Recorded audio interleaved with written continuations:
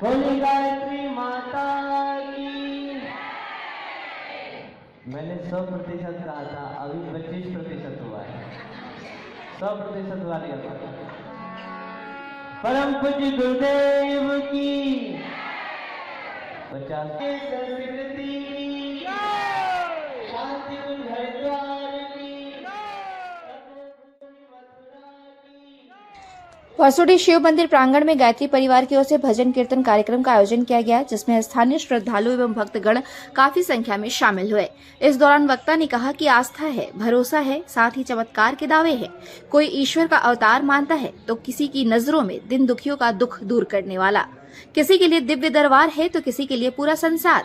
उन्होंने कहा कि क्या वाकई में कोई करिश्माई शक्ति है? ये रहस्य है, ये आस्था और अंधविश्वास के बीच की वो महीन डोर है जिसे समझ पाना मुश्किल है।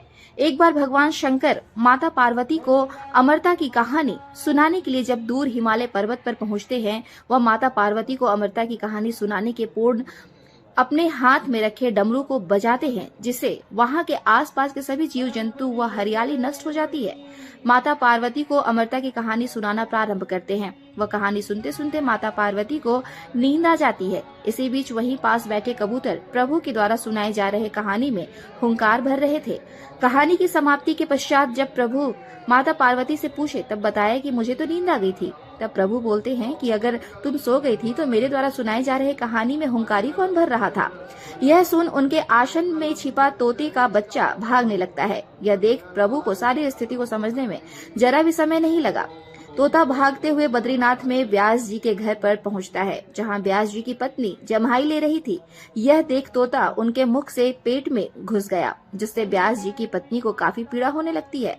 तभी भगवान शंकर के वहां पहुंचने पर यह सब देख हैरान रह जाते हैं और वहां से चले जाते हैं। तब व्यास जी की पत्नी से जो तोता जन्म लेता है वह सुखदेव के नाम से जाना जाने लगता है।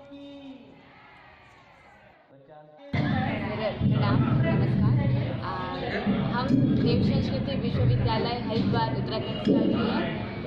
हमारा यहाँ आने का उद्देश्य है कि हमारी यूनिवर्सिटी में 1 महीने का इंटर्नशिप चलता है, जिसमें हम जो कुछ भी सीखे हैं वो समाज को निःशुल्क सेवा दे। जो भी मिशन में हमारे कार्य होता है उसको हम लोगों तक पहुँचाएँ, अच्छी बातें यह निःशुल्क होता है, सभी को इसका और लाभ मिले।